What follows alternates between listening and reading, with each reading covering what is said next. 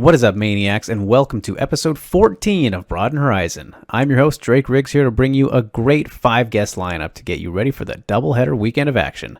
We'll be kicking things off with RIZIN bantamweight Kazuma Kuramoto, who gets back in the cage for a showdown with Kintaro at RIZIN Trigger 3rd. After Kuramoto will be the promotional debutante and current Shuto atomweight champion, Satomi Sarami Takano. She'll be welcomed to the RIZIN ring the day after RIZIN Trigger 3rd at RIZIN 35 when facing Kana Asakura.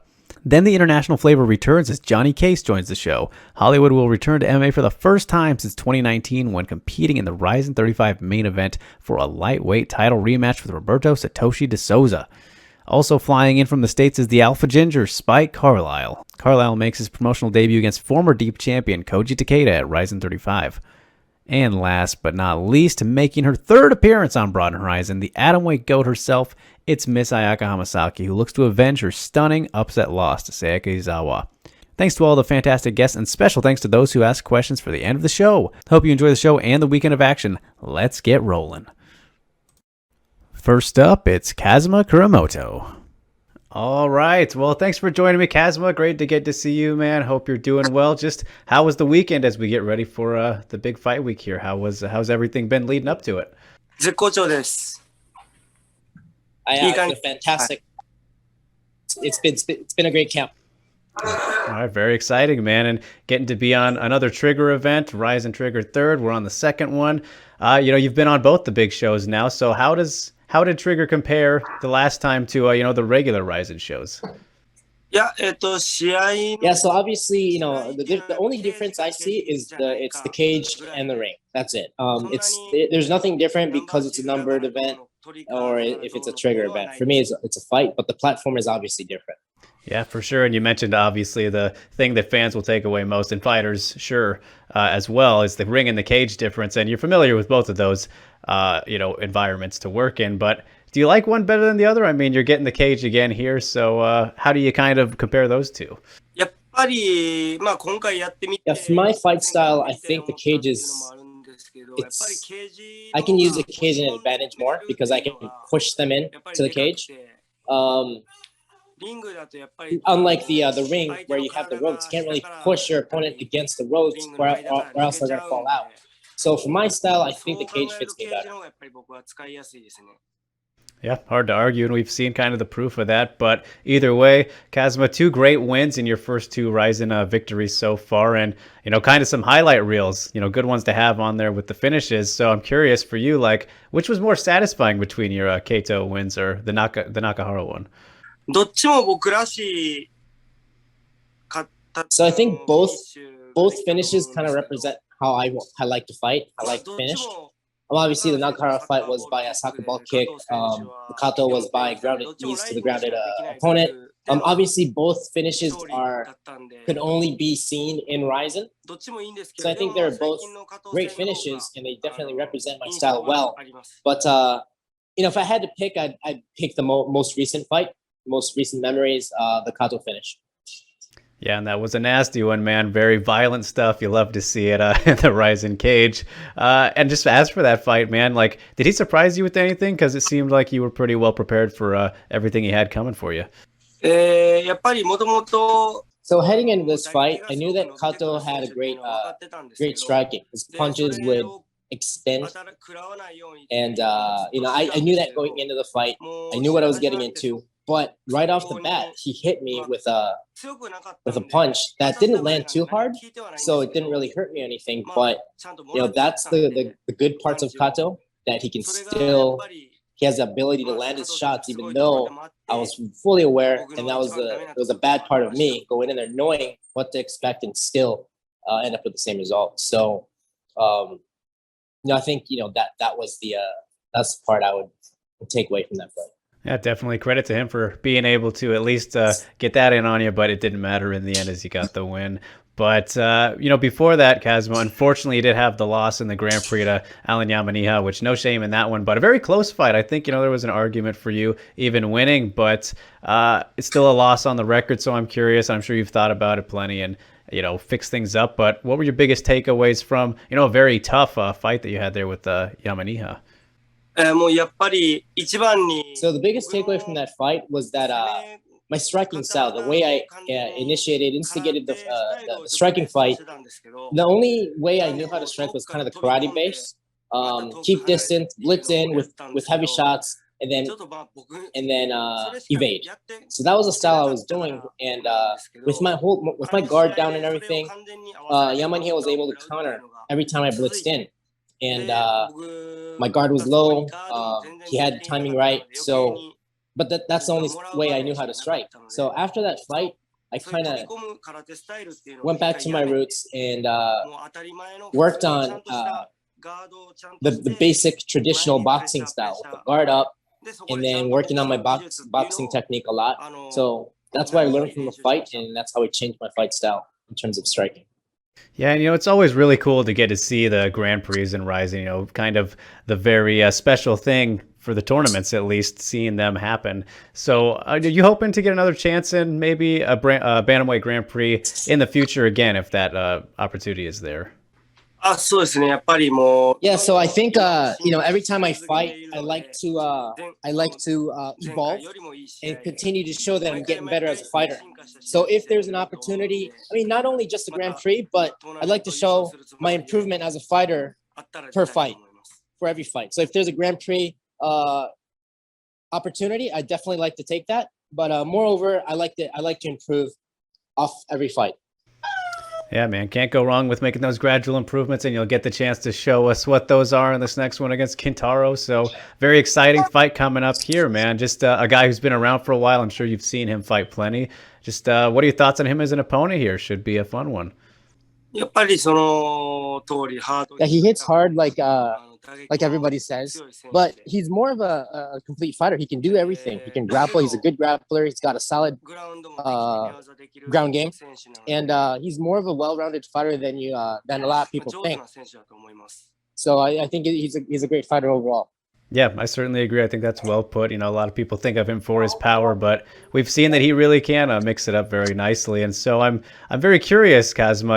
I know you've been wanting to hit your big suplexes in RIZIN, and with all that in consideration about Kintaro's overall skill set, do you think he's the guy you're going to hit one on, or is he's gonna make it hard for you?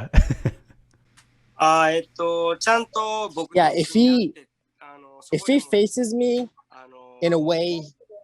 In a manly way. If he doesn't run from my grappling, I am confident that I will be able to suplex him. But if he doesn't want to face me in that manner, and if he chooses to hit the mat before I throw him, that's okay as well. I have my plans. I have my arsenals from that position as well. Yeah, definitely going to be fun to see how it plays out, man. But I mentioned the Grand Prix right before that, and, it was one of those things where 16 of you bantamweights were all fighting, for that chance to become the winner of the tournament and then presumably go on to face the champion in Kyoji Horiguchi. And right now he's kind of doing his thing over in Bellator and going to do another tournament there. So I'm curious, from your perspective, being one of the contenders in the division, do you think that he should be stripped of the title maybe and give you guys a chance to fight for it, whoever works their way up?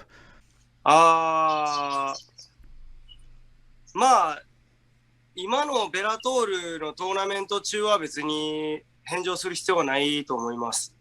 Right now, as long as he's participating in the Bellator Bantamweight Tournament Grand Prix, I don't think he has the need to return his title at all because he's representing RIZIN. Yeah, certainly fair enough, man. And, there's so many great opponents that you could still have left to face in your career. And Horiguchi, I'm sure, is one that you would love to fight at some point. So not to look past Kintaro or anything, but who are some guys that you're really hoping to get to fight at some point? トーナメント優勝した荻久保選手はやりたいですね。面白い試合になると思います。僕とやると。Yeah, I would like to face Ogi Kubo, the winner of the Grand Prix. And I think style-wise, I think we can put on a really good fight. Yeah, that would absolutely be an awesome one, man. Especially, with both your guys' wrestling could make for some very fun exchanges in that one. So hopefully we get to see it someday. But also, Kazuma, I'm sure you get asked about this a lot, but, your wife is a very, very good wrestler herself. So I'm curious, have you ever tried to push her in the direction of MMA, or is she not that interested? いや、もしやりたいなら自分でやるって言うと思うんで、僕からは別にしないです。So, if she really wants to pursue an MMA career, I'm sure she'll make actions. So I think there's no need for me to push her or recommend anything to her on pursuing the career of MMA.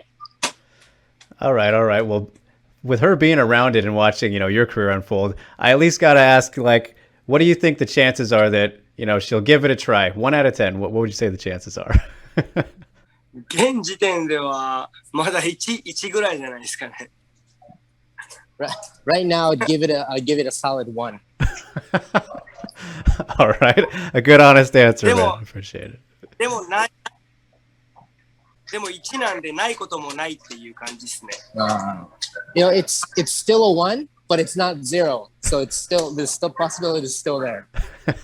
There's still a chance. All right, good to know, man. Just had to ask.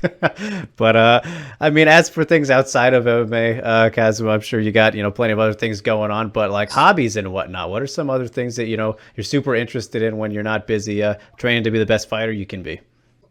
今はちょっとバイクも修理に出しててないんで、車ドライブしたりとか、家族で公園に行ったりとかっていうのが多いですね。買い物、公園。So right now, my motorcycle is in the shop with repair. So I can't really ride my motorcycle around. So mostly I drive a lot. I spend a lot of time with my family. We go to the park. Just I spend a lot of time with the family right now. Yeah, always a good time, man. Got to keep the family close. So good stuff there. But all right, Kazuma, I will let you get on with the rest of your day, sir. Very excited to see you back in there in the cage doing your thing. Going to be a fun one with Kentaro. I wish you all the best of luck. Thank you so much for joining me here. A big arigato gozaimashita, and I'm sure we'll catch up again in the future. But until then, look forward to some more violence from you, man. Those last 2 finishes were pretty good. See if you can top it. ありがとうございます。また。Jay, thank you very much for your time today. I'll work hard and do my best to show you even more exciting finishes and more exciting fights. Thank you very much for interviewing me today. Joining us now is the Shuto Atomweight champion, Satomi Sarami Takano. All right. Well, thanks so much for joining me, Sarami. It is great to get to chat with you. First of all, how was the training you just went through, and how was the weekend? How are we doing? 公開練習は So the open workout is something very new to me. It was my first experience, so I was kind of nervous. But other than that, the fight camp has been proceeding as usual. I feel good, and everything is the same. All right, very cool. And I mean, I'm sure it's something you want to get used to, right? Because the more open workouts, the more that means that you're just growing and becoming more of a star. So, Sarami, I got to wonder, and Shingo and I were just talking about it because I had to find out the translation of the Sarami nickname, which translates to salami in English, which is a sausage, a sausage meat. So I got to know, how did this, where'd you get this nickname? I need to know the story. 食べ物のサラミとは全く関係ないんです。It has nothing to do with the sausage. Okay. はい、どうぞ。はい。で、本名がさとみなんですけど、さとみをアルファベットに、ローマ字にしても全然可愛くないので、ただ、ラに変えただけっていう、それだけです。So, my name is Satomi. And when you put it into alphabet letters, it didn't look cute at all. So I changed the TO to LA, and that's how I got my nickname. Okay. All right. So makes a lot more sense. I was, as a, an English speaker, American, I was assuming you were a very big fan of salami, but that's not the case. All right. Had to get that out of the way. It's all clarified now. So very cool. Very cool. But I want to congratulate you as well, Sarami, on the chance to get to compete for RIZIN. Always a very cool thing to see, people like yourself, champions from other promotions get to debut on platforms like this. So for you, just can you put into words, like, what does it feel like, getting this opportunity to compete on the grand stage of RIZIN? まあ正直、Now, to be honest, I don't really feel like I'm going in there representing Shuto, but I do have the confidence that I am the Shuto まあ champion. ただ、So, シュートのチャンピ you オ know, ンだっていう自 that's 信 kind of my と、 mentality heading まあ into this 誇 fight. りはあります。Okay, understandable. And, we were just talking about kind of the additional spotlight there with the open workout element to things before chatting right now. And I'm curious, you've had plenty of experience in your career, Sarami. So what do the nerves and kind of pressure feel like right now in this moment as, we're just a couple days, the fight is getting closer? 違いは、まあ特にないです。まあ注目度が高いんだなっていうのは感じてます。はい。あ、大丈夫です。So I honestly don't feel any difference than a regular fight, but I have noticed that there's a lot more attention because it's a Ryzen fight. I do feel like a lot more people are focused or are talking about my fight, and there's definitely a lot more attention to it. Yeah, and do you think that the moment will kind of fully kick in once you're actually there and walking down the ramp, or you think that you'll be able to manage it all pretty well and treat it like it's just another fight the whole way through? Because you know what, very big atmosphere that Rising creates.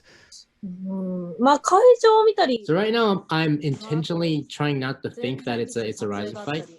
I'm sure throughout the next few days we're gonna have our media days, we're gonna have our photo sessions, we're gonna have the public weigh-ins and all that kind of stuff that I've never experienced before.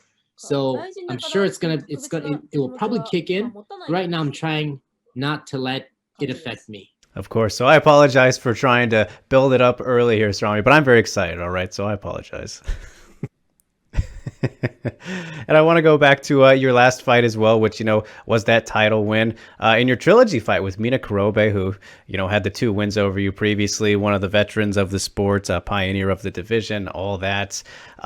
For you, I mean, just what was that moment like? Just the feeling of not only becoming champion, but also, finally beating Mina, who you'd fought twice before that fight.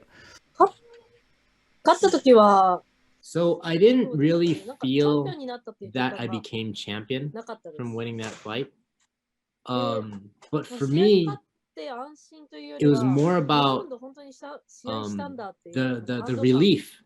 And I couldn't believe I actually fought 5 rounds. So that was my first initial response after that win. Okay. All right. So would you consider it maybe your proudest victory then, or would that go to a different one? あ、この前のタイトルマッチが、はい、そうですね。Yeah, winning that title against Mina Kurobe was definitely my proudest win. Well, certainly a good one, and you'll have the chance for another potentially big and good one here against Kana Asakura, which is a great debut fight for you, and somebody that if you beat her, you'll be right up there in that mix of the top atom weights trying to fight for the title. So I'm sure you're familiar with Kana, but just what was your reaction to getting her as your first opponent in the Ryzen ring? まあそうですね。まあ、オールラウン Yeah, so I think she's a well-rounded fighter. Everything is based off of her wrestling background. And she definitely has that experience fighting in Ryzen for majority of her career. Obviously, she's the winner of the Grand Prix, the tournament. So she's not a weak opponent. ですね。 Yeah, absolutely. And, she's kind of in an interesting spot where she's kind of struggled a little bit, at least in terms of her results recently. So do you think that's going to make her even more dangerous coming into a fight with you where, she really kind of needs to get back in the win column? まあ気持ちはすごい入ってると感じてます。 I feel that her mind is definitely set straight on this one. And that's how I feel. For sure, and it'll be interesting to see how it plays out. But also on the card, Sarami, it's Ayaka Hamasaki will be competing. Of course, the champion, who I know you are close with and have trained with before, and surely still do train with a little bit. But is it cool for you to get to fight alongside Ayaka on the same card as you're debuting? 特にそこに関しては何も思わないですね。Yeah, 自分がまあ別に並んでても、実力では劣るものはないと思うので、特に思い入れはないです。So honestly, I don't really feel anything about that. Fighting on the same card as Hamasaki. I personally think that, if I stand side by side with Hamasaki, I don't think my skill sets aren't any different. So I don't feel anything special about being on the same card with Hamasaki. Okay, all right, interesting. And so, I mean, with that in mind, I mentioned if you were to beat Kana, you'll be right up there, in the mix and have a good winning streak of your own going. Got the Shudo title, all these little factors. Who knows if you could get matched up with her, depending on how things go with her fight, of course, for a title fight for the RIZIN title. Is that something you'd be willing to do? Is fight her, Sarami? If that, we get to that point, of course. So I haven't really, like I said, I haven't really thought about even competing for the RIZIN belt. I haven't really thought about it. I haven't really desired it. So I don't really have an answer to that, but I do feel that I'm finally here. So that's how I would put it, and that's where I would leave it. Sure, of course. I mean, yeah, it's got to get the feet wet first before we can advance too far. Was just curious, but just on the topic of Ayaka, of course, she has to worry about Sekizawa first, who had that crazy upset. I mean, I don't think anybody saw that coming. Was very surprising. So I'm curious for you, did you see the fight? And if so, like, what did you think of Sayaka being able to pull that off? 見ました。伊沢さん、本当に強いんだなって思いましたね。それぐらいです。I saw the fight, and I just kind of realized how good Izawa was. That's about all I felt. Yeah, she definitely showed a lot of people how good she is. So can't wait for the rematch she's got on the same night as your fight. But as for your fight specifically, Sarami, like, you'll be introduced to a whole bunch of new fans. As I'm sure you're aware, you talked about the more people watching and whatnot. So for you, what are you kind of hoping you want fans to see from you and for the first time maybe, and what you want them to take away from watching you fight? そうですね。まあ MMA. So I think I would want to say, my MMA skills and technique. I think what I have, I can hang with anybody. And but what I want to say is just watch me fight, and the results will speak for themselves. So, I don't want to say too much. I don't have too much to say about myself, but just watch my fight and you can decide then. Yeah, let the actions speak louder than the words. That's the best way to put it, indeed. But, mentioned all the experience that you do have already before getting to RIZIN, Sarami, and, plenty of great opponents that you fought. And I'm curious for you, what would you say has maybe been the biggest learning experience for you out of all the moments that you've had in your career up to this point? 学んだ一番大切なものとは？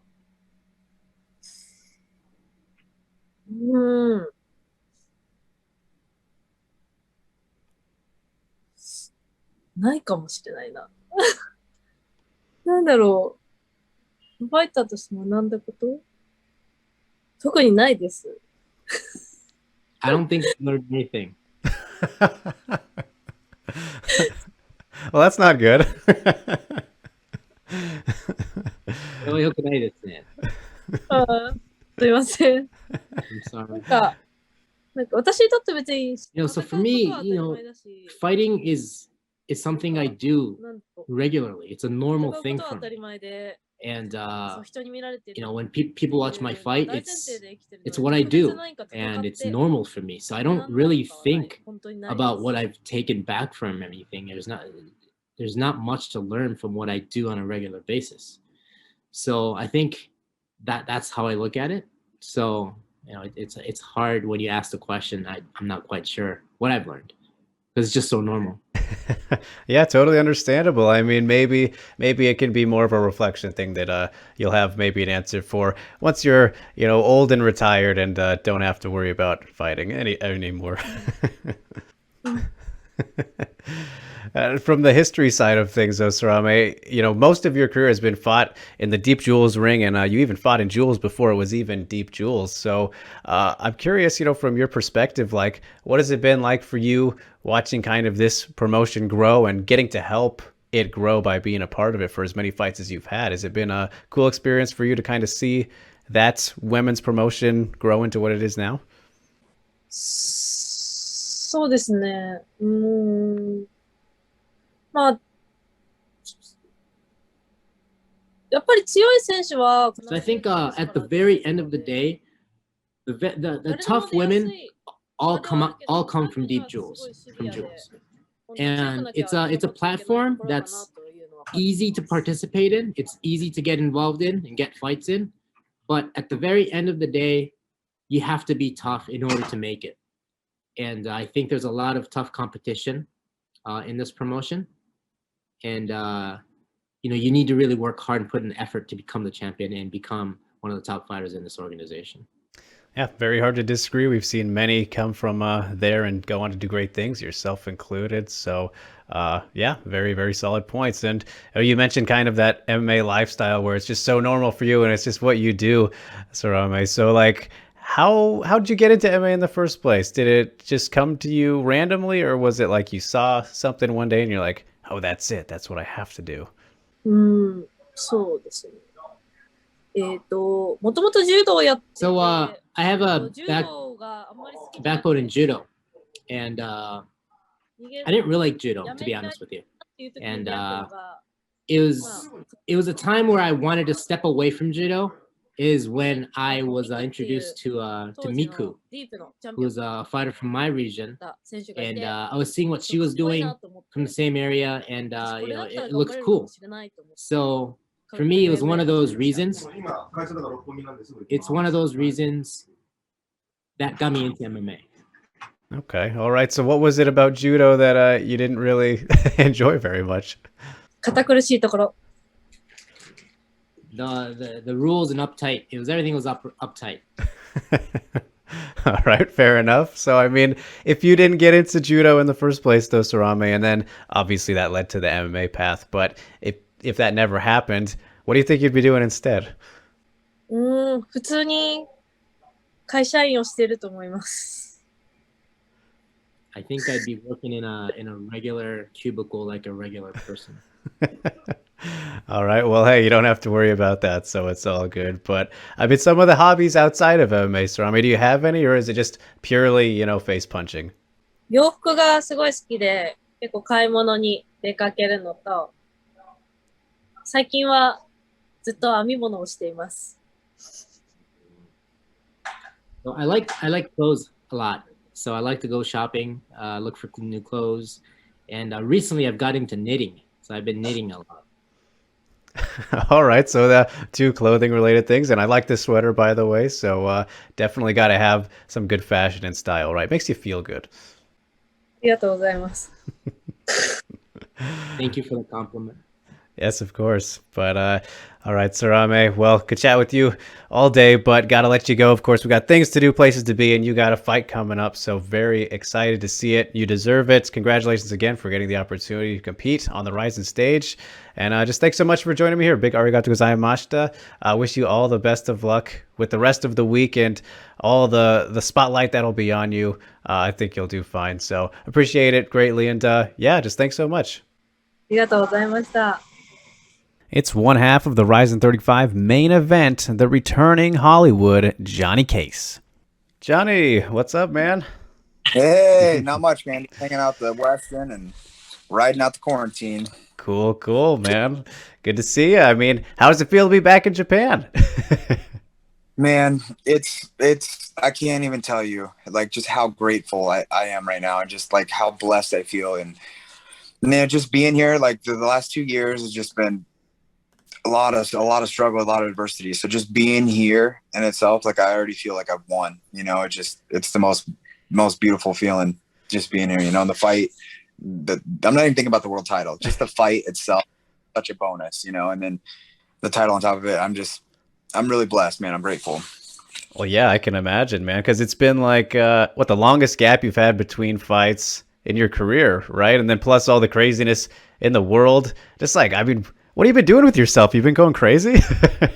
Oh, man. Yeah, just, there's been moments where, it's been a little, it's been crazy induced anyway. But, I feel like I've always done a pretty good job at rolling with the punches of life and, not getting too down on myself and just kind of keeping the faith and keep training, keep working hard. And, keep focusing on things that I can control, and try not to let the things out of my control get to me, you know. And it's been a long 2 years since I've last fought MMA, over a little over 2 years. But in the meantime, I've started pro boxing, and I've had 3 pro boxing fights with 3 KOs, and it's been fun. It's been actually, I've always enjoyed boxing. I've always enjoyed learning boxing, because that's kind of to hit without getting hit, and the sweet science.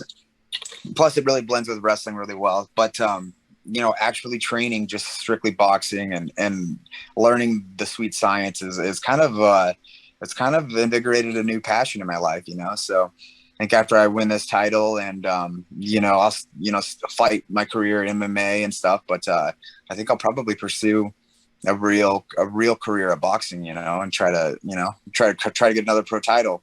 Yeah, why not, right? And I mean, I'm sure that it's going to be exciting for you to kind of show off, those improvements in an actual MMA fight, because I can only imagine you're feeling that much more confident, about the hands. So much more, and just like the best thing that's come out of these last 2 years of, adversity and the craziness of the world is, like spiritually, like I'm the strongest I've ever been. There's nothing that's going to happen inside of that ring on Sunday that's going to break my spirit, and I just feel fully alive and on fire, and you're going to see the best version of myself. Yeah, happy to hear it, man. And that gets me more excited, as a fan. So, I mean, how was the commentary too? Because I know you were doing a little bit of that. Was that fun for you? I mean, giving you another side of the sport, of course.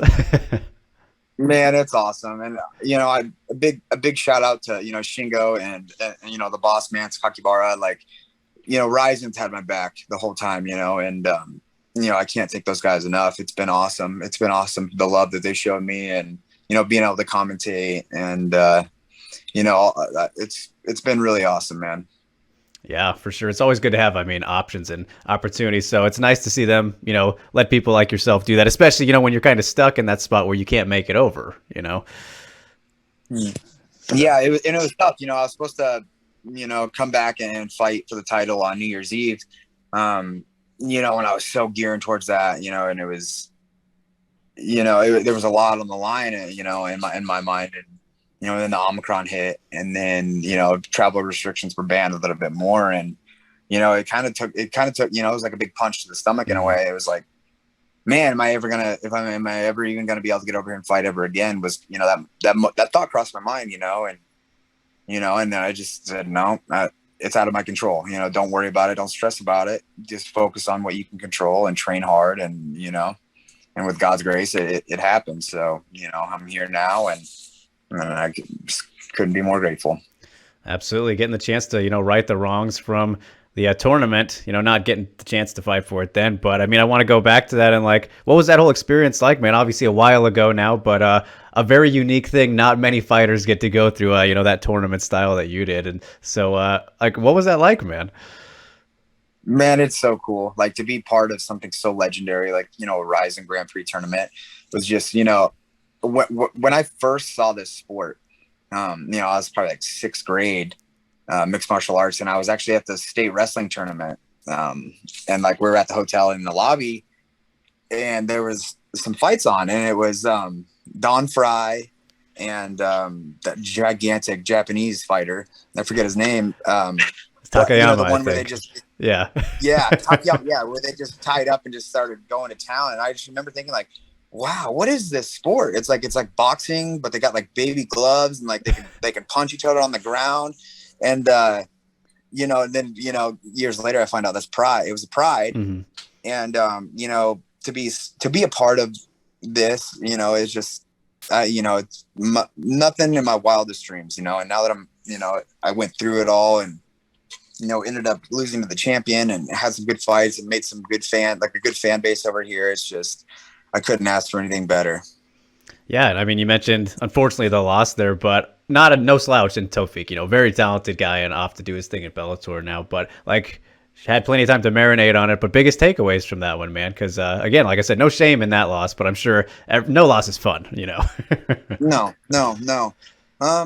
Like the takeaway, honestly, like, this is like, I shouldn't, even probably say this out loud, but 2 weeks before that fight with Tofik, I was drilling in practice with, the kid was a middleweight, we were just drilling, just supposed to be drilling, and kneed me in the temple, and I was knocked unconscious 2 weeks before that fight. So then, I was pissed off. I went home, and about 45 minutes after that happened, I bent over. I was getting ready to get in the shower. I went to go bend over and pick up something off the floor, and pink fluid just started gushing out of my nose. Oh, wow. And it turned out I had a CSF leak, which is like, cerebral spinal fluid, coming out of my, and, any logical person or anybody, would have been like, hey man, like maybe don't fight, but in my mind, I'm like, no, there's, I've trained, I'm prepared, and I still believed I could beat him, and, and that's not, I don't mean to use that as an excuse or anything like that, but, maybe going into that fight with a little bit, with a little fresher mind, that fight could have been different. That's definitely a fight. He won, he beat me. He was the better fighter that night, but that's definitely a fight that I would love to have back. And, going that fight healthy and with a clear head. And, I believe in my talent, and, obviously Tofik's a good fighter, but I still believe that's a fight I can win. And that's a fight I would love to get back. Yeah, I don't think too many people would object to seeing that rematch, man. So maybe it can happen someday. But obviously, I got business directly ahead of you first before we get there. But I mean, just as for this whole time away, Johnny, like, you said you had the boxing, which is a good thing to keep you busy and all that. But I'm curious, like, did you ever have the option to, maybe compete in PFL last season because you enjoyed like a cup of coffee with them with the one fight, right? And then, Bellator, they're close with RIZIN. So, like, were either of those two options for you aside from RIZIN in this last break?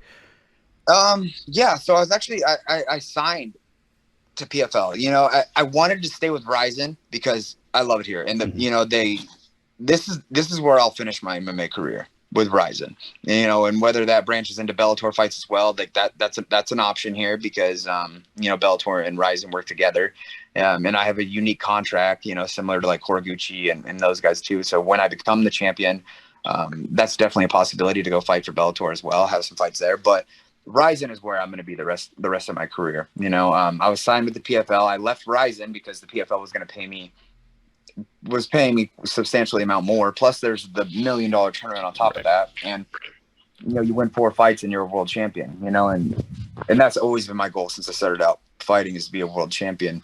And then some stuff happened in my personal life. It's out of my control, and unfortunately I was withdrawn from the tournament. It is what it is. The PFL kind of, I understand their point, but I kind of felt slighted in that situation. Some stuff happened, and completely made up stuff, and they didn't even hear my side of the story. I found out after the fact that my manager didn't really stand up for me, didn't really do his, wasn't a good manager really at all. Yeah. And, didn't have my back at all. And that was a lesson too, who you represent, you got to be mindful of who you have representing you, in this sport. And that is so crucial, and I've had to learn that lesson the hard way, and, but without a doubt, this is where I will retire. And it's not about the money for me, the money's nice, but a world title is what I'm after. And, and now it's my shot, and I'm going to seize this opportunity and continue to have great fights. Yeah, man, it's very exciting too to see the Satoshi rematch with, the story, of course, with you being the only man to beat him, and he's looked pretty damn good since then. So, I mean, I'm sure you've been watching. Of course, you commentated the last fight, if I remember correctly, one of the last two. What are your thoughts on the run he's been on so far? And like, do you see much improvement from when you fought him, or is it do you feel going to see the same guy out there? You know what, I definitely I've seen an improvement a lot since his loss to me, and he's definitely looked like a champion his last outings, and especially with Tofik, beating Tofik the way he did so fast, and Yachi, he beat Yachi before, but Yachi is still a game, really tough opponent, and he went out there and dominated with ease. So I mean, if that Satoshi shows up, then that's the fight that's what I'm hoping for. You know, I'm hoping for a great challenge like that. But honestly, the first time we were matched up, he, you know, I don't believe he even showed up to fight. You know, like from the moment we got our cards drawn in the tournament, and I could just see it on his face. He was terrified. You know, he was doubting himself from the beginning. You know, and from the moment we got in that ring, I could tell he didn't want to be there. So I'm really hoping that, you know, he's done the work mentally, and he's going to show up and give me the best version of himself, because I'm really looking forward to that. Yeah. Do you think that, obviously we know him for his phenomenal BJJ, you know, great on the ground, but seems that he's really been working on the striking too. So like from his approach, obviously your guys' fight wasn't super long or anything, but do you think he'll kind of come at you the same way, or if he's going to go directly to what he's best at? What are you kind of expecting out of him, you know? Well, I mean, he's going to have to embrace the striking battle with me if he wants to close that distance. Obviously, you saw what happened the first time. He was just trying to dive in and you know, trying to get, try to get a hold of me and get it to the ground any way he can. You know, I've wrestled since I was 3 years old. You know, it's going to take more than, you know, just a lackadaisical shot to take me down, you know, and I think he knows that, you know, and I think he's going to have to embrace the striking battle to close the distance if he wants to get it to the ground. But honestly, I think the game plan's the same for him. He's going to want to get it to the ground. He's going to want to try to work his you know, top game or you know, pull me into his guard and work his triangles. Yeah, for sure. So, I mean, it's funny, Johnny, like you've always been a very exciting fighter, man, but I feel like it's been a new level of kind of nonstop excitement since you left the UFC. And obviously a lot has changed in like that time span. But for you, is there like something specific that kind of flipped in the brain, or I don't know, you tell me, that made you, you know, just go on this run of knockouts and looking so good in this last stretch here? You know, honestly, it was like, I was really young when I got into the UFC. You know, I was really young, and, you know, I was in a long relationship. I had 2 babies, and, you know, and then we split, and then I got signed to the UFC, and it was the first time in my life where I was really like a single man, you know, making more money than I'd ever made in my life at that point.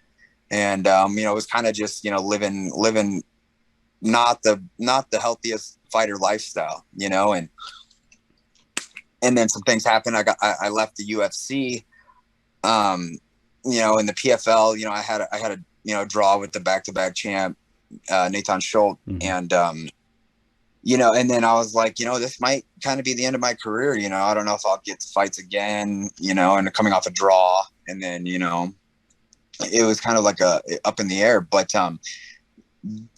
getting the fight with Yachi and then, you know, winning the fight and then actually getting a contract with RIZIN, it really invigorated my love for the sport again, the passion that I had, because, you know, it's a different rule set.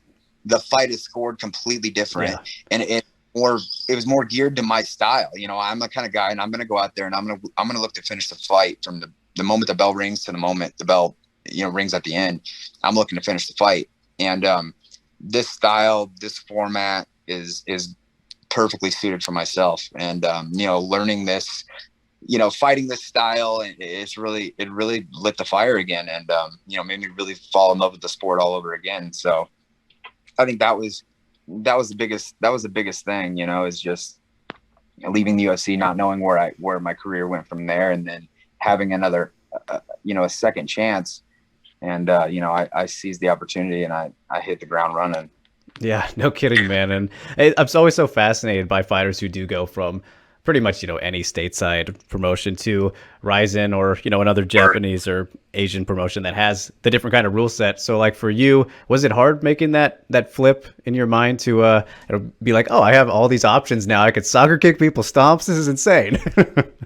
No, it was so much better. It was more pure for my style, you know. And not only that, but the thing about Japanese MMA versus, you know, the rule set here versus like, you know, UFC American things is there's no 10 round. There's no 10-9 round. There's no scoring system like that. And it's in American, the 10-9 round is more on control and wrestling, right? But here in Japan, control is scored the least. You know what I mean? It's they're scoring damage done, strikes landed, and submission attempts. Like, who's trying to finish the fight?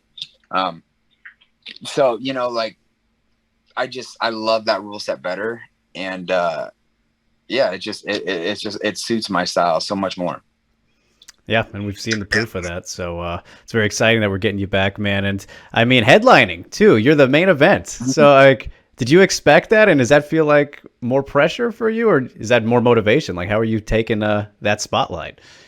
No pressure at all, man. There's no pressure at all. Like I said, I'm here. Like I've already won. You know, I feel like I've already won. Just going through the struggles I've been through and being back here, finally being in Japan, and like this is real. You know, this is everything. Like this is everything I've been working so hard and you know and dreaming for it, and it's here. And now it's just I just feel so grateful, so blessed to be in this position. There's no pressure. There's you know, I've already beat this guy. Not saying like, you know, I'm overlooking him and thinking that it's going to be an easy fight. Like I'm expecting a war. I'm expecting the best version of him. But I also know that I'm going to go in there and I'm going to perform the best I've ever performed to date. You know, my camp was so awesome, you know, and there's no pressure. It's just all blessings, man. So with all that in mind, Johnny, like, can you put into words what it would mean for you to win the title? Man, everything. So I've visualized this moment, you know, over and over and over and over again. And just the feeling of like, you know, getting my hand raised and getting that title around my waist, it just is overcoming. And, you know, the emotions just flood me, you know, just so happy, so grateful, you know. And, you know, when I started off the sport, you know, that's why I said, like, it was never to be like, oh, I'm going to make it to the UFC. You know what I mean? I'm going to do this. It's like, no, I'm going to be a world champion. You know, that is the goal. And now it's here. Here's my opportunity. You know, I fought in the first PFL, had a draw with the back-to-back champion. That was like my first kind of taste of like, oh man, this title thing, we're getting close, you know?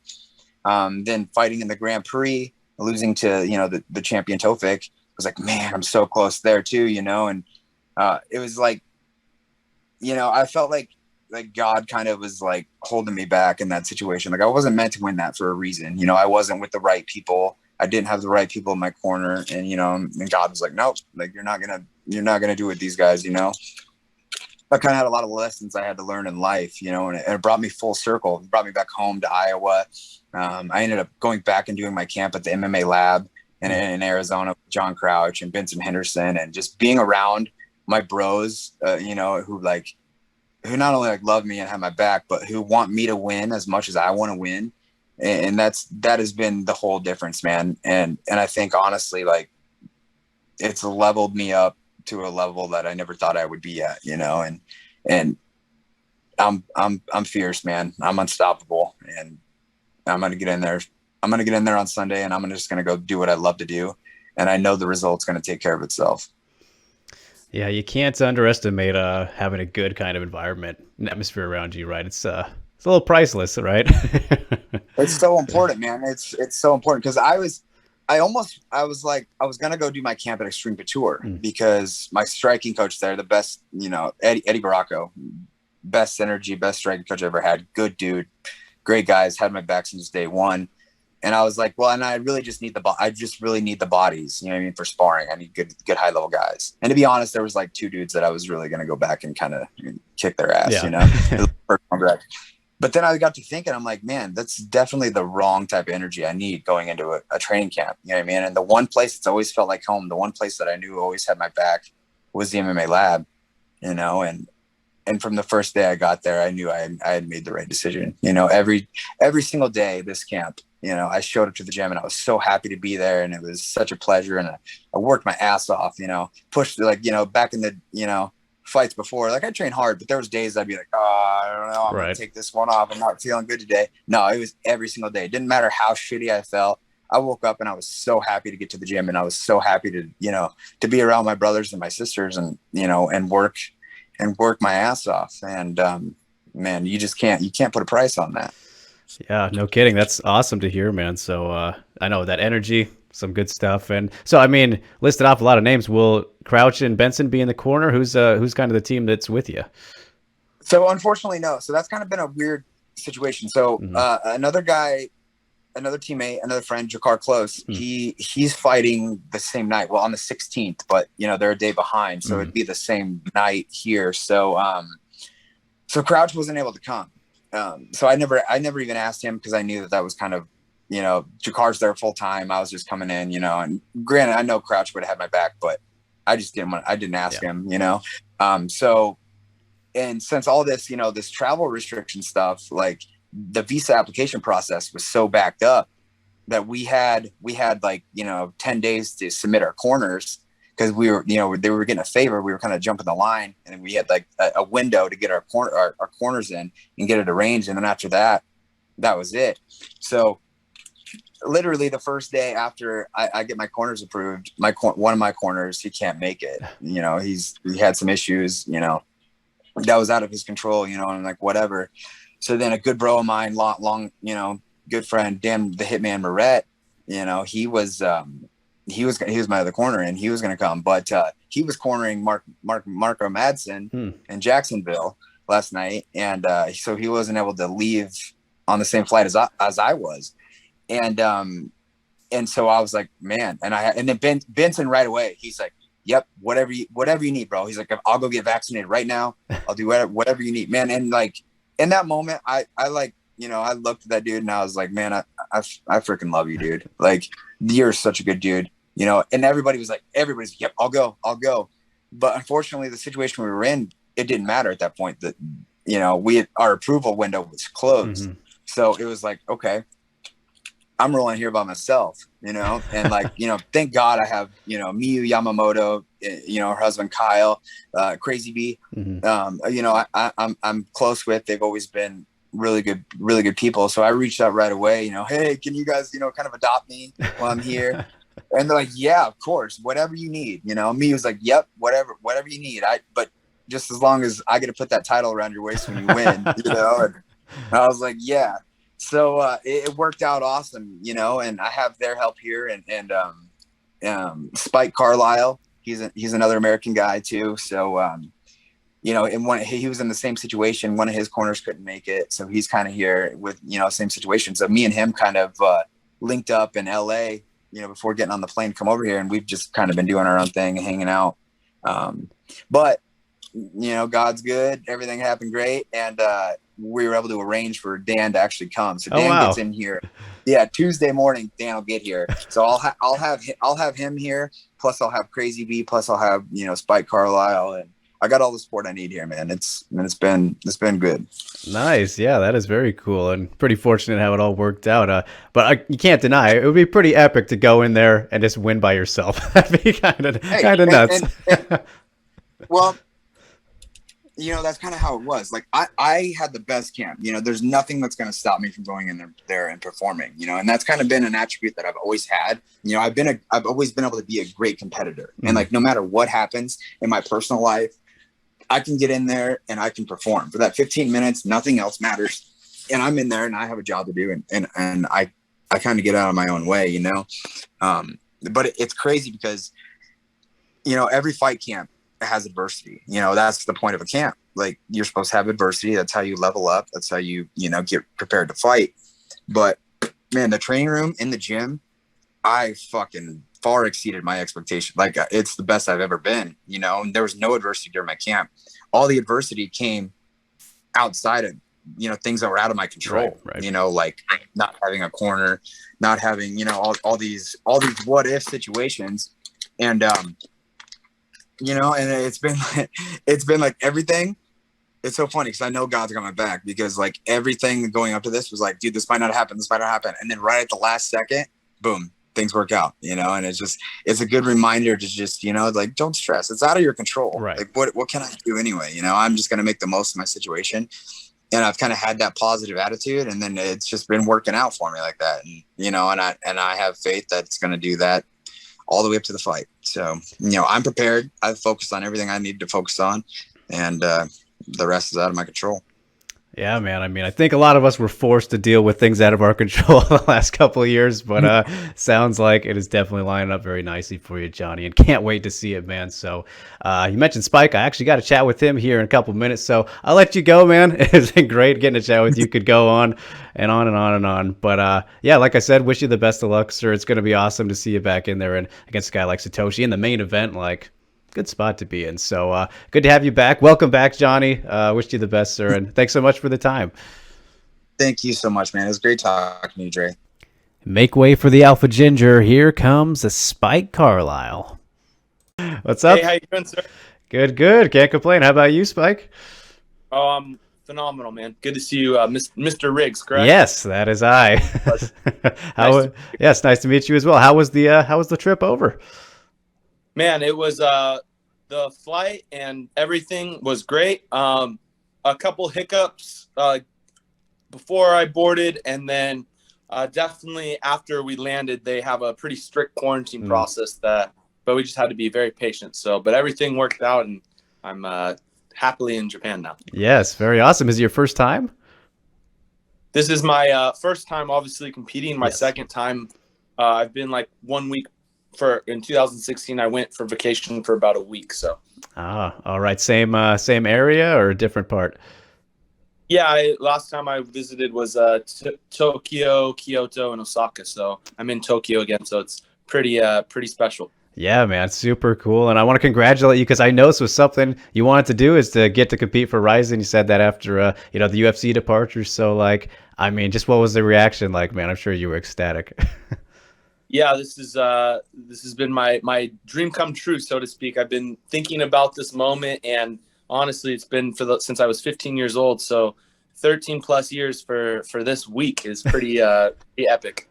Yeah, and so like how long has it been in the works? Because RIZIN sometimes waits a little to announce things, really keeps it a secret, which is fun, I think, for the fans because everything gets so spoiled so much in the US. But so how long have you known? Yeah, so funny enough, obviously I had my last fight for Bellator, and I was hoping to fight in April again for them, and they weren't able to get me on a card at first, and I was obviously talking to RIZIN as well, as hoping to compete for them, and I don't think they had any availability. And then randomly at like 2 or 3 in the morning, obviously in our time, and over there in Japan it wasn't that time, and I got a message from RIZIN letting me know that if I'm available, there's an opportunity April 17th. So that was about about 7 or 8 weeks ago. So I was just like, oh man, this is like everything lined up perfectly as far as my. And you're like, now I can't sleep. Thanks for this message. Yeah, exactly. I didn't sleep for a week. So. Amazing, man. Yeah, it's so cool to get to see you on this platform. And I mean, it's funny too. You said Bellator was an option there. I mean, you had Hawaii or Japan. Not terrible spot to be in for you. So. Yes. Yeah. Exactly. Right. Exactly. How much attention were you paying to RIZIN before this happened too? Because I know you were saying, a dream, but did you follow the promotion very much and watch the fights when you could? Yeah. No, I watched the fights pretty regularly, more so in my weight class, my division, right. Because that's my potential opponents. So it's awesome. Yeah, for sure, man. I've never been to a live RIZIN event. I know they're having obviously mine on Sunday and the event on Saturday, so I'm so looking forward to checking it out and seeing what it's like in person. I heard there's nothing like it. Oh yeah, the doubleheader back to back, going to be a fun weekend. Yeah, man. And you mentioned Bellator, of course. Just before we got here, to the RIZIN ring and potentially Cage with the Trigger series now. Just what was the Bellator experience like for you? You had that crazy last fight.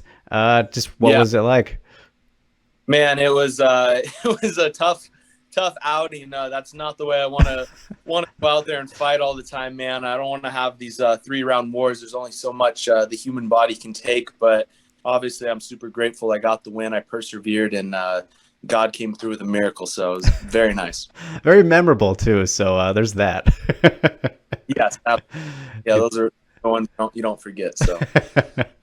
And I'm sure that it's really cool for you too to be in this spot with RIZIN and Bellator, because there's the fact that you could go back and fight for them too, with the flexibility and kind of the friendship that they have as promotions. So is that kind of fun for you to be like, all right, I'm sitting kind of pretty with, if I can't get over to Japan for whatever reason, I can at least take my time in a Bellator fight? Yeah. So technically, I'm currently under contract under both promotions. So Bellator and RIZIN, like you said, they have a great relationship. So I recently did sign a multi-fight deal with Bellator, and they're allowing me to compete in RIZIN as well. So it's pretty special that, like you said, I can compete in Japan now, and then maybe a few months fight in Bellator, then go back to Japan and back and forth. So it's like the best of both worlds. So I'm loving it. Yeah, no kidding, man. And I'm curious though, do you think that it's gonna be difficult to kind of switch the brain to adapt to the new rules? You know, you get the ability to kick people when they're down, the knee stops, not scoring by round. Like, how exciting is that for Yeah. you? And do you think it'll be difficult to adjust to? I'm sure you've already been preparing, of course.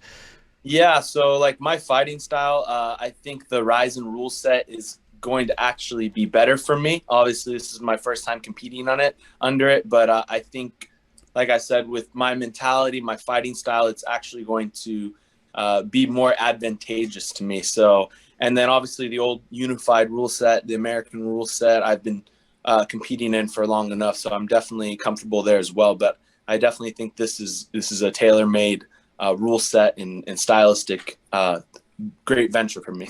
Yes, absolutely. And to put you on the spot though, Spike, like, do you think that if you were to, like, if you had to have one, do you like scoring a fight as a whole rather than round by round? Because that's like a long going debate, going back to the Pride days, and fans really love that. Just how do you feel about it? Yeah, honestly, I think they should just have one 20-minute round. That would be ideal. That's old school.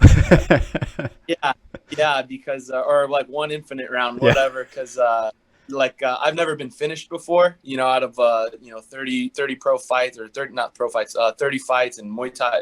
So over 30 fights, I've never been knocked out or submitted. So I definitely, the longer the fight goes, if it goes to if it's only ends by finish, I think I never quit, and you're gonna have to kill me, and no one's been able to kill me yet. So yeah, so we'll keep waiting for that, if ever. But I mean, the ring too, man. yeah, I know, right? the ring, that's gonna be. I'm sure you've of course been in the ring before for fights of any various kinds, but this MMA one, and just what the differences in it. Do you feel comfortable there, and like preference with the cage? So this will be, I fought one time in a ring for MMA. I've had a boxing match and some Muay Thai matches in a ring. So striking wise, I think it's going to be great. Grappling, obviously, I'm not as familiar with in the ring. So, and I know the RIZIN ring's a little different than the traditional boxing ring.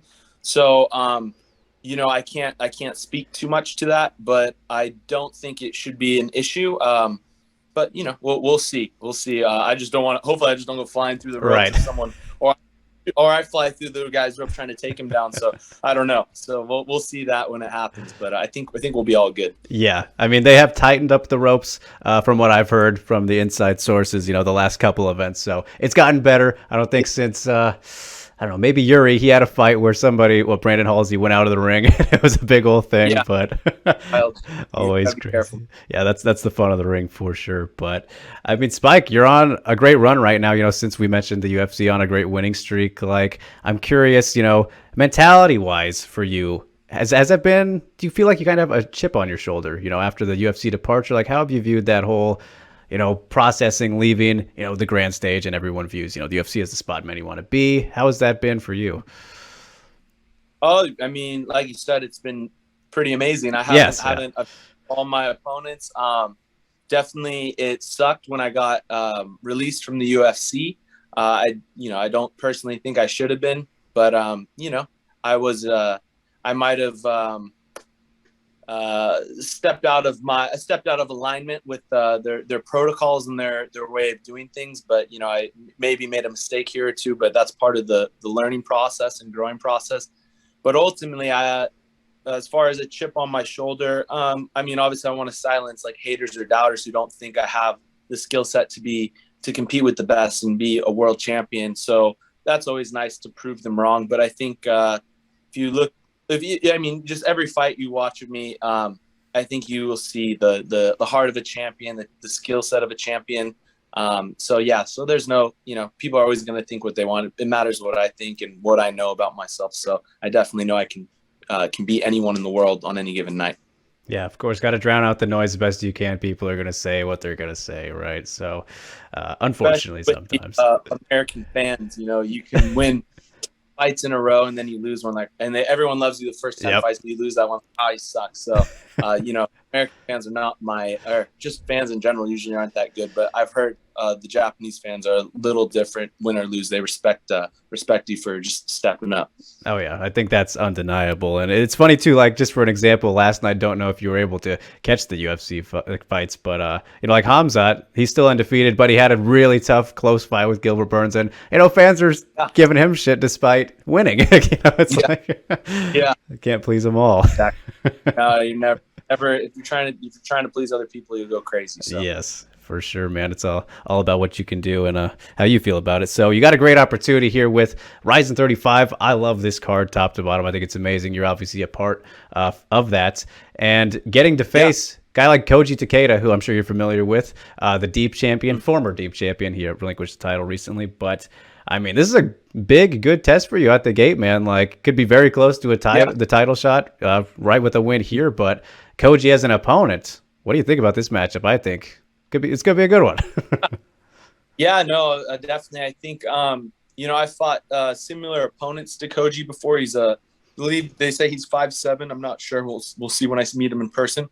They say he's 5'7". He's a southpaw wrestler, more of an upper body type guy. I have fought a similar style of opponent. Actually, my first fight out of the UFC, I fought he's a rough name to say, but he goes by the Mongolian Falcon, and he was just about my height, 5'9", southpaw upper body type wrestler. So I fought a similar style of opponent, so I don't think Koji's gonna have anything I have not experienced before. So I feel very confident going into this matchup.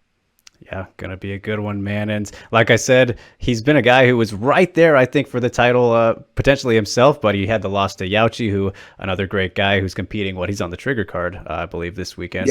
Yeah. So like, obviously you don't want to look ahead, but are you thinking about like, man, I'll be in a great spot here if I beat Koji. I could be looking at winner of the main event. We'll see what happens. Yeah, absolutely. That's I would love to win the title, become a world champion for RIZIN. So the sooner that happens, the better. But I also know that there's a timing and everything. So I just have to keep patience, keep perseverance, and I know one day at a time, and eventually that will happen as long as I do what I'm supposed to do. Yeah, absolutely. And you want to enjoy the ride too. You don't need to get too crazy with rushing things. Yeah.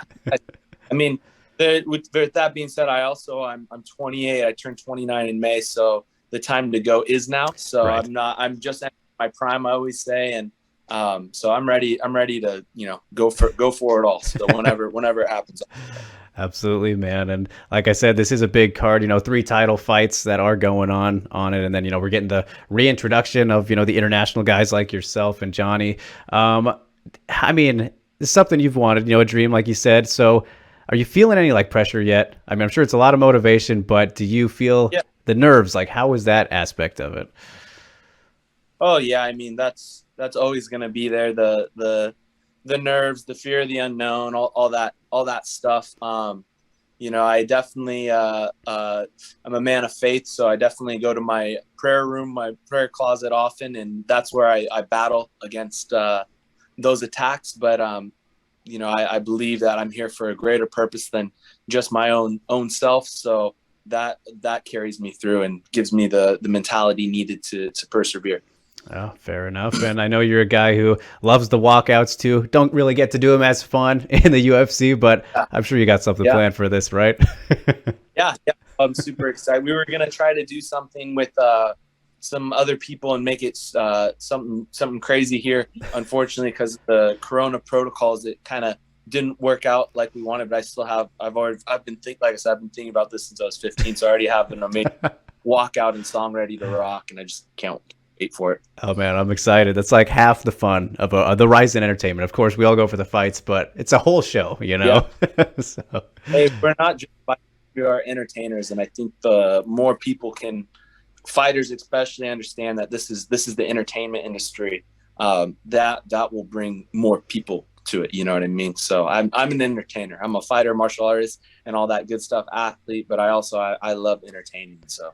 Yes, for sure, man. We can see that with the performances that you put on. And it's funny, I was talking to Johnny actually right before I started talking to you, man, and he was telling me how, you know, you guys were kind of helping each other out with you know, preparation, at least in terms of kind of the issues with getting the corners there. It's a tricky thing. So, like, how was kind of the camp stuff for you to, once you got to this point where it's like, all right, I'm going to bring people in, but, oh no, maybe somebody can't make it. Like, has that been tough on your end? Because he said, you know, he's made it work pretty well and you guys talking and all that. But from your end, how's it been?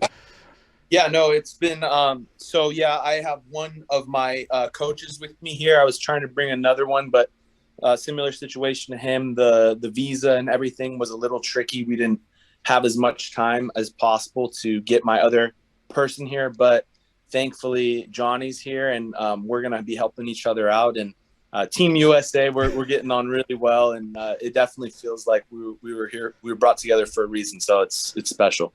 Yeah, absolutely, man. Will be fun to see. And you know, as for his fight, again, like I said, your division, and I'm sure you'll be watching that one once it comes. Yeah, and I'm sure you saw the first fight too. So, like, excited for this rematch. How do you think it's going to go down? Maybe not a prediction necessarily, but tell me what you think. You know, I definitely, you know, it is a rematch. I've been watching the champion Satoshi for quite some time. I haven't watched Johnny as much as him, but I've been watching Satoshi because he is the champion of this organization, this division, and that's what I'm a part of. And I did see their previous fight, and it was a little interesting how it all played out. We will see if Satoshi can handle what Mr. Case is bringing, so it'll be really fun to watch. Yeah, for sure. And, you know, so many great guys in this lightweight division. And, you know, we had the Grand Prix last time that Johnny did compete. So we'll see if we can get one of those at some point. Again, I'm sure you're excited for the possibility of that. But, I mean, who are some guys that, you know, maybe names or faces that you were looking at as, you know, oh, man, I think it'd be really fun to fight those guys at some point? Yeah. Obviously, like you said, so I've been watching Satoshi because he is the champion, so that would be fun. Anyone else here that, like, specifically, I wouldn't say like I have a specific person here in the division that I'm looking forward to fight. So I don't. Hopefully, I mean, yeah. So now that I've met Johnny, he's a really cool guy. I don't really want to fight like a sweetheart, and prefer not to fight people I'm friends with. So hopefully that, but you know, we'll see. If the belt's thrown in between you, though. Yeah, you know, that's tough. So we'll see. Yeah, don't have to worry about that now, though. So when we get there, potentially. But Spike, I mean, nickname, man, Alpha Ginger. I love it. I think it's great. Always fun to have a good nickname. Like, who gave you this? What's the story behind it? I'm sure it wasn't a you thing, but I love hearing the stories of nicknames. Yeah, so that nickname, I think I got around the same age I fell in love with MMA. I was like, I think I was 14. And I had a friend, he was, we played football and wrestled together. So he's a stud athlete, and he was a ginger as well. And he was a bigger ginger than me, and like taller wise and bigger size. And so we had a friendly competition, and thankfully I won, and I got the name Alpha Ginger. So that was the competition was for the name. So don't want to explain what the competition was. It wasn't anything appropriate, but thankfully I won the competition, and I became the AG. So, well, geez, now you're leaving me real curious. You know, we're an uncensored show here, so if you feel free if you want, but I won't make you. That was the past, the before Jesus Spike. So okay, not a fair enough, man. Won't force it out of you. Very funny though. So, all right, Spike. Well, I think I'll let you get on with your day, man. It's been great getting to chat with you. Great getting to meet you. Very, very excited for this. Right once your fight was announced, I was like, oh boy, here we go. Things are picking up. Spike Carlyle, Koji Takeda. That's gonna be fight of the night caliber. Cannot wait for this whole show. So, very excited for you. Hopefully it's not a fight of the night. Hopefully it's the finish of the night for me. So. Yes, yeah. That's always more ideal. So, but with that in mind, man, can't wait to see it. Wish you all the best of luck. Hope you enjoy the overall week and however long you'll stay in Japan. You know, so always a fun place to be. So until next time, man. Wish you the best, and thanks so much for joining me here. Thank you, Mr. Riggs. Have a wonderful rest of the day, and maybe we'll meet one day in person too. So yes. pleasure. And last but never least, the reigning RIZIN Super Atomweight champion, the Atomweight GOAT herself, Ayaka Hamasaki. Ayaka, good to see you. Always great getting to catch up. Been a while. Very excited to see you back for this fight. And I want to wish you a happy birthday. It's funny, I feel like I'm always wishing people happy birthdays on the show these days, but the timing just lines up. So happy 40 to you, the big 40. How did you celebrate? いや、全然変わんなくて、逆にちょっとびっくりしてます。You know what? I hit my 40s, but nothing has really changed. I'm actually surprised myself. All right, well, that's a good thing, right? You don't want to feel too different when you get to kind of to that number, right? It's just all feeling the same. That's a good thing. そう思います。 Yes, I agree with you. And all the pets are doing okay? You know, you're still posting great pictures all the time with the dogs and the cats. They're all doing good? はい、今ちょっと元気に、今おやつあげてるんでおとなしくしてます、犬は。Right now, I've given them treats, so right now they're quiet. All right, and no new additions to the family, or have we grown since last time? はい。さすがにもうこれ以上は無理かなと思ってるんで、変わらず5匹です。で、みんな元気でやってますね。Yeah, the number of pets are still the same. I don't think I can expand my family as of now. So we're all growing. Yes, of course. A good number you got there, so no need for more for the time being. So always fun to see. But Ayaka, yeah, there's been so much that's been going on since we last caught up. I mean, you've had, I believe, 2 fights, and I want to go back to the Emi Fujino one, which is a rematch and a very crazy fight that you had, you know, good friends there. Just looking back on that one, I want to go to it and, you know, what was it like, you know, rematching Emi, who you've gotten so close with after all these years and, you know, fighting, what was it? The first fight was in like 2011 or nearly 10 years ago. What was it like rematching her after all these years? そうですね。まあ、やるまでは。Yeah, for me, like heading into the fight, I didn't really think of, you know, Fujino-san being a friend or have known her and whatnot. So heading into the fight, didn't really think about it. Didn't really bother me at all. But now that I've done it, I don't want to do it again. Yeah, got it out of the way, so don't need to go back for a third one. Did you guys interact at all, like in the lead up to the fight? I mean, you just said that you didn't look at her as a friend, but like, was there much conversation between you two during like the camp? いや、私は一切。 Yeah, so for me, I didn't approach her at all. For me, I'm a type of person who absolutely shuts out my opponent's social media stuff, posts. I try not to focus on that at all. But I think she approached me once. I'm not quite sure what it was, but I think she approached me once after the fight was confirmed, but that's about it. All right. Yeah, I was just wondering because it was funny watching the confessions for you guys after that fight. And I remember her saying that she was surprised that you didn't even try to grapple. You know, you guys pretty much just threw hands the whole fight. And I think a lot of fans were surprised by that too, that you guys didn't go to the ground at all. So I was thinking like, did they agree to just, you know, go out there and, you know, slug it out or, you know, what happened there? But there was none of that went on, right? Yeah, so obviously in the press conferences and leading up to the fight, you know, we were talking about, you know, let's slug it out, let's bang it out. But deep inside, my plan was to grapple, and I wanted to go for submission win. But as the fight went on, I guess I started to enjoy the brawl with her, and all the game plans thrown out the window, and I just decided to stick with brawling, and that's what happened. Yeah, and it ended up working out as we saw, you know, you really changed her face a bit there, Ayaka. Did you feel bad about the damage you did afterwards? Because she was very beat up afterwards. So right after the fight, Fujino came over to my locker room right after she got her stitches and whatnot. And she came to show the damage to me. And I was like, oh my God, that's horrible. And Fujino said that, well, you did this to me. So that was the whole you know, conversation, the whole package was enjoyable. It was fun. But you know, Fujino-san always gets like that. She always gets cuts and bruises and swelling. She swells up bad, but her recovery ability to recover is absolutely amazing. And I think for her as a fighter, her getting busted up and then recovering really quickly, I think that's the complete package of Fujino. Yeah, that's a great point. It's pretty insane to see actually. And I don't know if you're into comics very much, Ayaka, or movies or anything like that, but he's kind of like the female Wolverine a little bit. そうですね。確かに。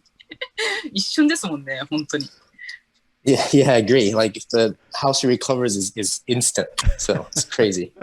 Maybe there can be a new nickname for her, but we'll see if we can persuade her in the future. But obviously, as for other surprises, Ayaka, hate to bring it up, but gotta obviously talk about the fight that happened afterwards, which was your encounter with Sayaka Izawa, which is a very crazy fight and an unexpected one. I think obviously the result for practically everybody. So just going to look back at that one, obviously had plenty of time to look back on it now. I mean, what are kind of the biggest takeaways as we get ready for the highly anticipated rematch with Miss Izawa?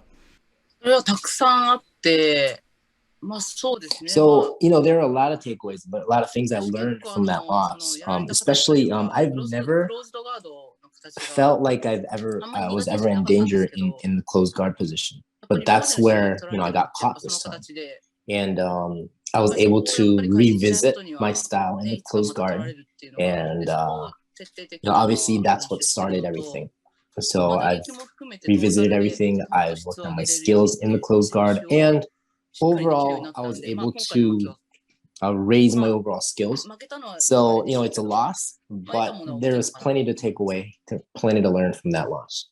Yeah, I'm sure there is, especially for someone like you who's always dissecting everything. But I know you're not one to make excuses either, Ayaka. So I'll make an excuse for you potentially. But I did hear that after the fight that you were maybe dealing with a back injury. And if that is true, or if not, please correct me. But if so, like how bad was that exactly? そうですね。これは結構言ってなくて、公に。So Drake, I really haven't said this to anybody. So and the thing is, I don't want to use an injury as any kind of an excuse. So I haven't said this at all, and I haven't really told anybody about this. But yeah, so I did have an injury about a month leading up to the fight, and there were certain times where I couldn't move. But that injury itself, I mean, yes, I did have an injury, but it wasn't enough that it affected my performance. So I don't think that loss was because of my injury. Okay. Yeah, of course. Was just curious. Had to ask. And I mean, it wasn't anything that, was bad enough to where you were thinking about, not taking the fight. And I mean, that fighting spirit, you probably would have done it even if it was as bad anyways, right? Okay.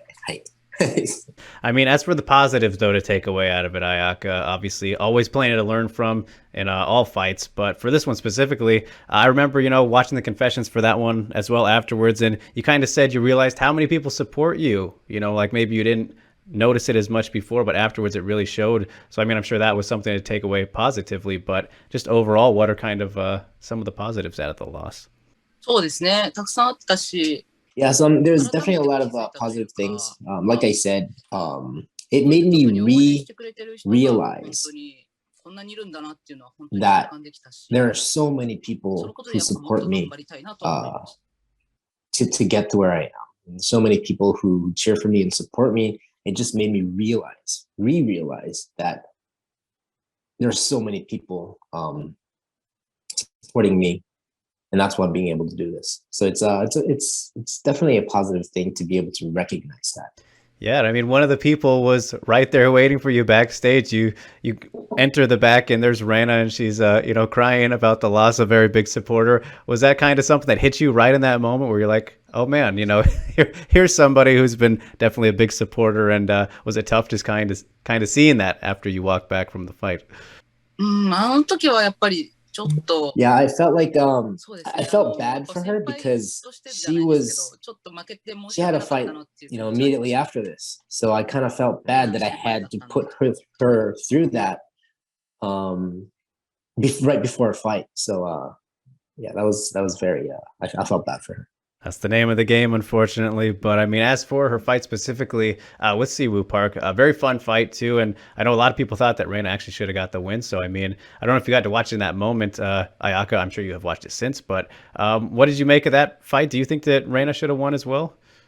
正直どっちについても Yeah, it was a very close fight. My honest opinion is that it could have went either way. You know, I'm not in a position where I can, you know, speak up to what the judges, you know, disagreeing with the judges. But for me, it could have been either way. I wouldn't be surprised if we went, you know, if Rena won or Park won. It was a very close fight. Yeah, definitely was. And it's kind of funny. It just hit me like realizing the situation around, or I guess all the connections with everybody, you know, you, Reina, and then Siwoo Park and Sohee Ham. I mean, it's kind of like that fight was a little bit of the new version, kind of new generation of maybe a rivalry between them, like the rivalry that you had with Ham. Can you see the comparison there? そうですね。まあでも、あれだけこう競った試合。Yeah, definitely. It was a very fun fight. It was a very close fight. And I think, you know, with the right mentality, they can both look at each other's as rivals and use each other to take both of their skills to the next step. And yeah, it's I think it wouldn't be wrong to say that they could create a good rival relationship.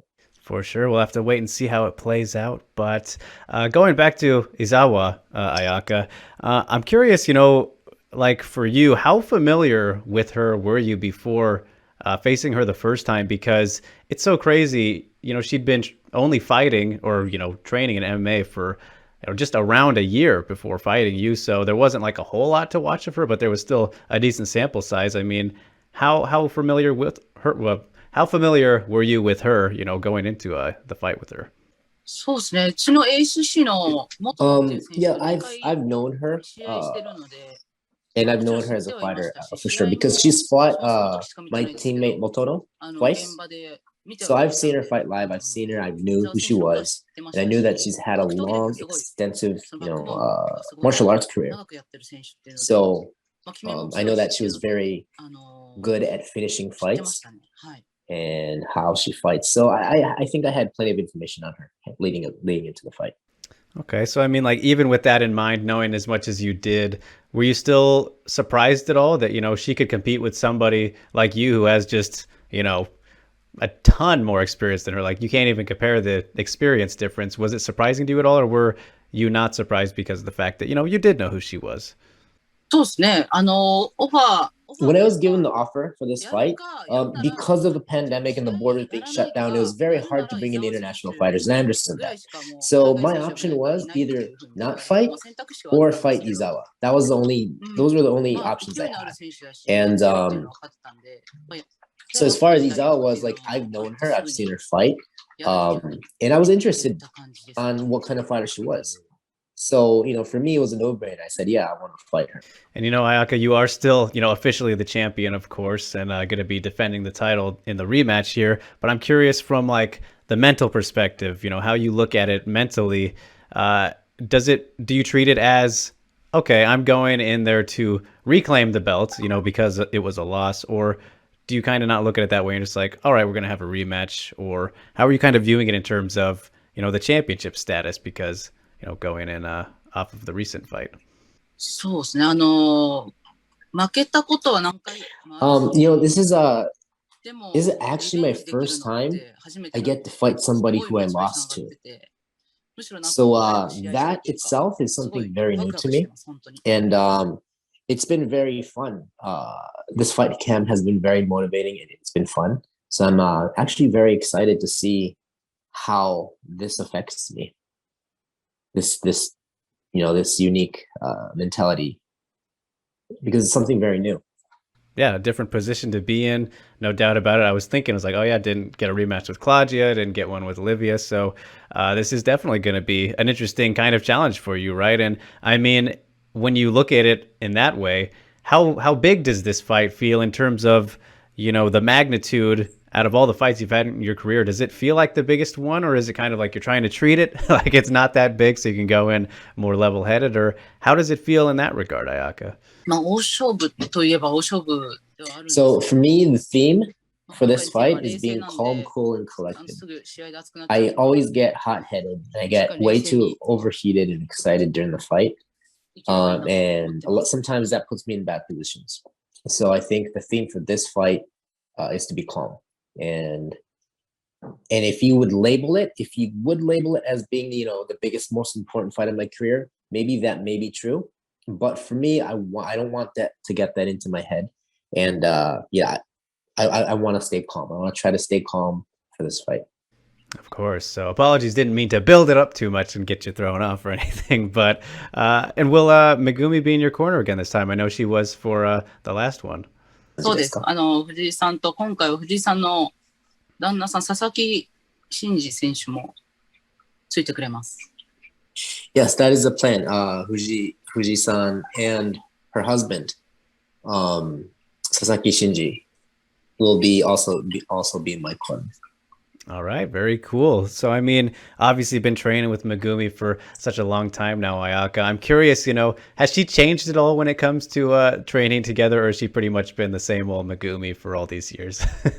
そうですね。私も驚いたんですけど、藤井さんって So I was actually surprised to realize that it's been almost 9 years since she retired. And back when she was still an active fighter, like she was a beast, an absolute monster. When we would spar and grapple, I would have absolutely no clue how to submit her. Like I would feel like I was hopeless to be sparring with her. But she came over to ACC. I think last week, just recently, and we sparred together. She looked after my practice, and we definitely rolled a lot. And the fact is that her power, her endurance, her stamina, that's not as high as it used to be, but her technique and her explosiveness, her timing, all that stuff is all still there. It was very surprising to be able to feel that she hasn't really changed in that part after 9 years of not competing. Yeah, I can imagine. I'm sure, man, it makes you want to see her come back just one more time, doesn't it?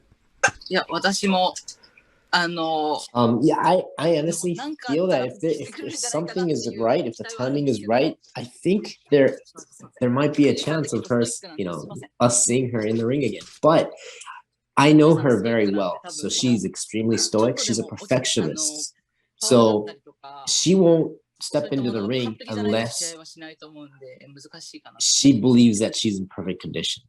If anything is lacking, she probably won't fight. So in that aspect, it might be really hard to get her back in the ring. Certainly, definitely a very cool thought to think about, and maybe for something grappling at most, but we'll have to wait and see about that. So, みんなで引きずり出しましょう。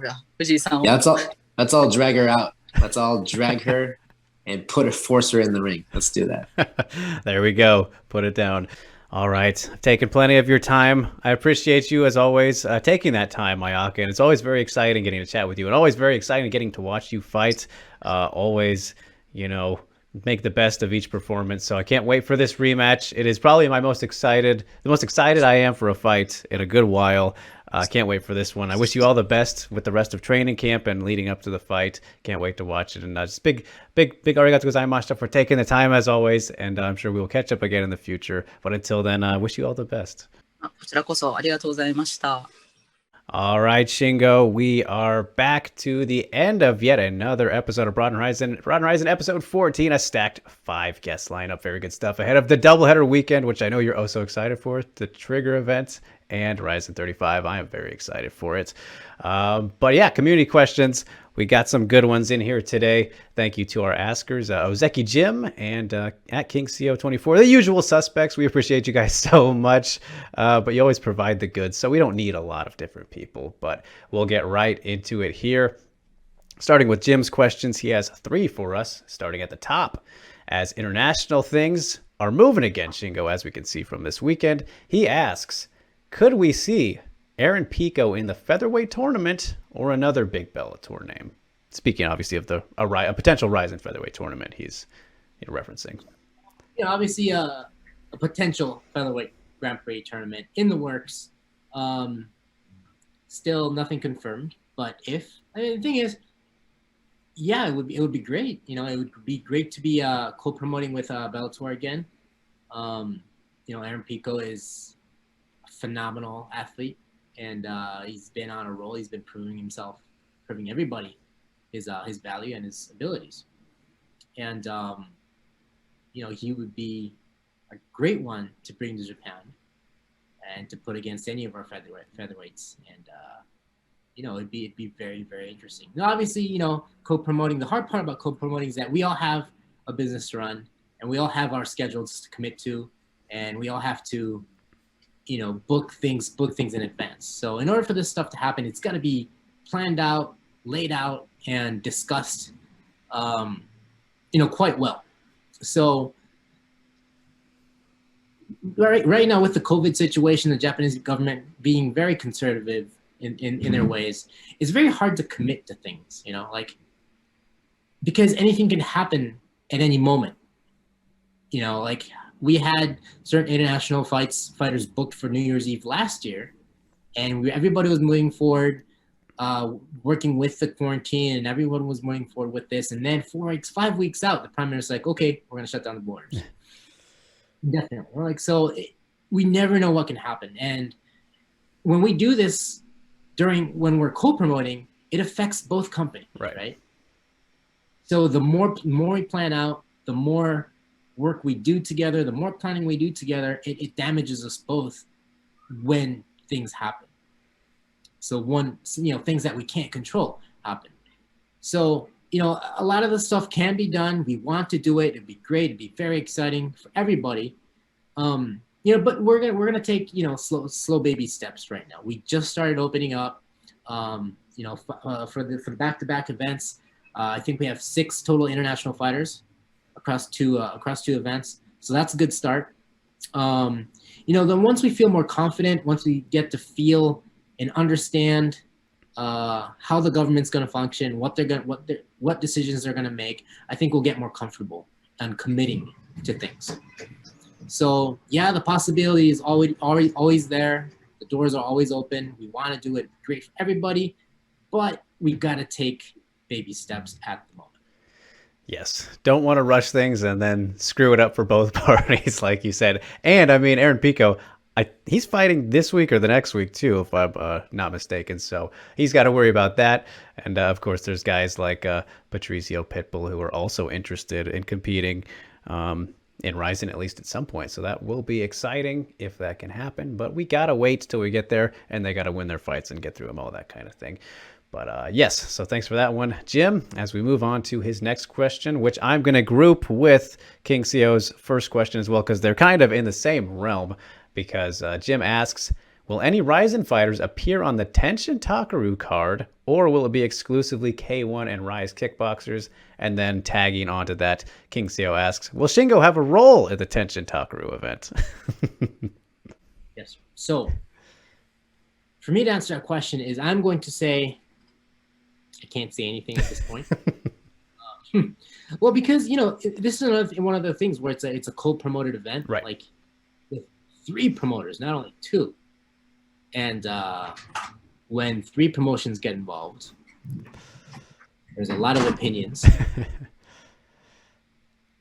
a lot of fighters, and there are a lot of discussions to be made and a lot of things to be decided. So let's keep it that, and, you know, and yeah, just a big maybe.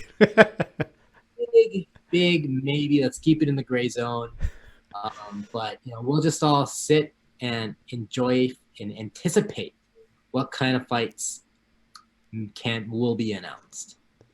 Yes, exactly. And so my personal question, is it just Tenshin and Takaru at the moment? Like, I haven't been keeping up too much because I'm still not sold. I'm waiting until they're in the ring before I believe it. But is it just that at the moment?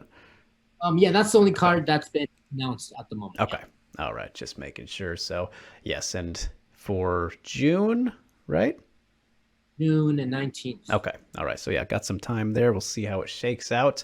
But definitely a good question there, Jim. So, many voices involved, as Shingo said. Well put. And his last question is, what do you think the timescales are for a RIZIN event outside of Japan? Sakigabara mentioned the possibility of a show in Azerbaijan. Any further news on that? Yeah, I think the easiest way or the most likely way is to do a landmark event abroad. You know, the whole idea was brought up because it was so hard to bring in international fighters. let's say one of the reasons why Horiguchi chose to fight for Bellator mainly is because he didn't want to do the quarantine, and we couldn't get international competition into Japan. So, he wants to fight the best. He doesn't want to do quarantine. So, I guess the idea was to bring Landmark over to the States, and that way he could fight without quarantine, and we can book him against American fighters. So that's where the initial idea of the Landmark came. But I mean, going to Azerbaijan is definitely a possibility. They're very interested. The ambassador comes to our events every time an Azerbaijan fighter fights. He'll be showing up for Karamov's fight too. So we do have a very good relationship with the Azerbaijan officials. So I think it's definitely a possibility. Not quite sure what the timeline will be because we're just so busy this year. Yeah. And I'm not looking forward to that. Save it for 2023. I'm very excited that we're going to be having a lot of events, and excited for the stories that we'll be building this year. I don't think I would have to say in the near future, it's definitely a possibility. And we just need to find the right person to do all the groundwork.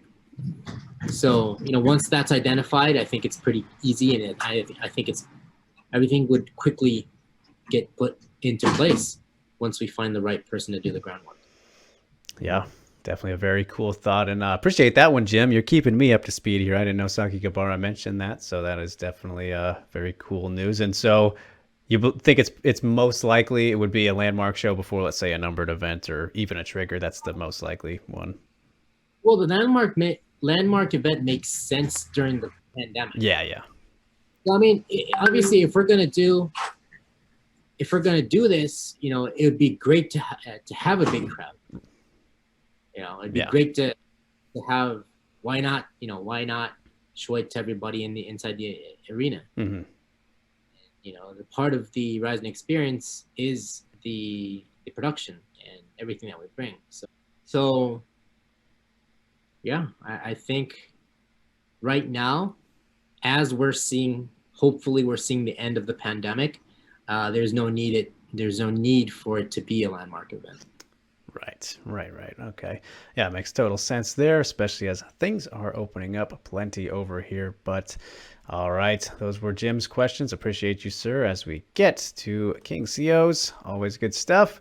He asks, to start things off, did RIZIN offer any fighters to Bellator to fill out their bantamweight tournament after the injuries? Because if you've been keeping up with that, Shingo, thing got messed up pretty good recently. Already. Yeah, the thing is, we've definitely talked about it. But the thing is, Bellator's bantamweight roster is so deep. There's so many, they could have done a 16-man tournament if they wanted to. Their division is that deep. So, yes, it did take a hit. Obviously, Sergio and Gallagher, those were big hits, big names. But they still have so many legitimate fighters. They don't really they already have a Japanese fighter representing, RIZIN anyways. So, they already have a deep roster with legitimate top guys. So, it's like, eh. Yeah, I mean, when I first saw this question, my thought was, well, these guys just went through a tournament themselves also. How many would be kind of clamoring to get back into one right away. But hey, you never know, right? So is what it is there. But then he asks, has RIZIN talked to the new Pancrase ownership yet about fighter sharing? And he says also the Trigger 3rd and RIZIN 35 cards are great. So compliment there, and then asking about Pancrase. Sure. I mean, I don't think I need to answer that question, because when you look at the new roster, when you look at the Trigger card, who do you see? You see Taichi Nakajima, the interim bantamweight champion from Pancrase. You have Saika Yambo, who just fought for the lightweight championship against Takasuke Kume. He's currently ranked number 1 in the Pancrase rankings. So yeah, we do have a really good relationship, working relationship with Pancrase, and we're working together, and yeah, I think that we have a good relationship moving forward. So he mentions the new ownership. Was there a change recently or something? Mr. Sakai, the previous owner, I think he sold it to a gentleman named Mr. Fukui, and it's under new management. Okay, but still all on good terms and no reason to change that, obviously. And as you mentioned, the card loaded with the talent from there. So yes. And the last thing on the docket here, he asks, why are the RIZIN 35 weigh-ins after the third fight on the Trigger event? I thought they would want to run them before the Trigger card and stream them on YouTube to drum up interest. Well, there is some discussion on how to get the open weigh-ins because we're doing back-to-back events. Mm-hmm. And we don't have enough staff to do 2 events in 2 separate locations. Like we don't have the manpower to do that. So how would we do it? I think you know how Sakura-san's like he's always up to new things. He wants to try new things. He wants to test things out, no matter how stupid they sound at the beginning. He says, "Well, why do you know it's stupid if you haven't done it yet?" And that's touche, right? Yeah. But, so when we do 2 back-to-back events, it was either one, we don't do a public weigh-in for RIZIN 35, which is probably out of the question because that's the bigger show. Mm-hmm. We want to do a public weigh-in. We want to show the people the open weigh-ins for our big event. I'm not saying that Trigger is not a big event. It's a fantastic card. It's a loaded card. So, it eventually becomes, well, why not do the public weigh-ins, ceremonial weigh-ins during the show? I think it makes sense. I mean, I think it adds more excitement to the people attending Trigger. Right.